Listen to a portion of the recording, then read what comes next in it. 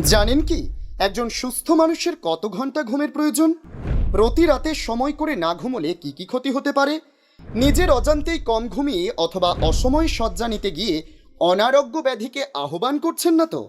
রাতের বেলায় mobile phone ঘাঁটতে গিয়ে নেশায় পড়ে রাত বাড়াচ্ছেন না তো? এসবের উত্তর থাকছে আজকের ভোরের আলোয়।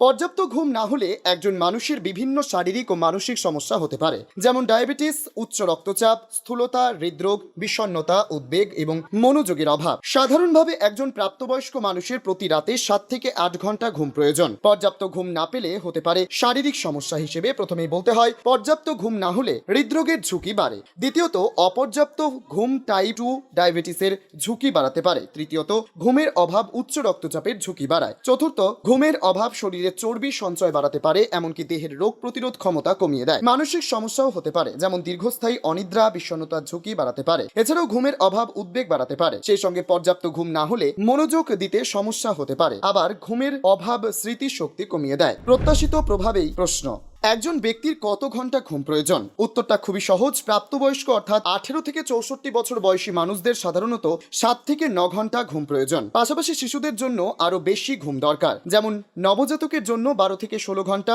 ছোট শিশুদের জন্য 10 থেকে 13 ঘন্টা এবং বয়স্ক শিশুদের জন্য 9 থেকে 12 ঘন্টা। অন্যদিকে বৃদ্ধের ক্ষেত্রে বয়স্কদের জন্য ঘুমের প্রয়োজন সাধারণত কম, তবে তাদেরও পর্যাপ্ত ঘুম প্রয়োজন। প্রতি রাতে পর্যাপ্ত ঘুম না পেলে শারীরিক ও মানসিক স্বাস্থ্যের ওপর বিরূপ প্রভাব পড়তে পারে। যদি ঘুমের সমস্যা থাকে তাহলে একজন ডাক্তারের সঙ্গে যোগাযোগ করে পরামর্শ জরুরি। Times 14 bureau, Kolkata.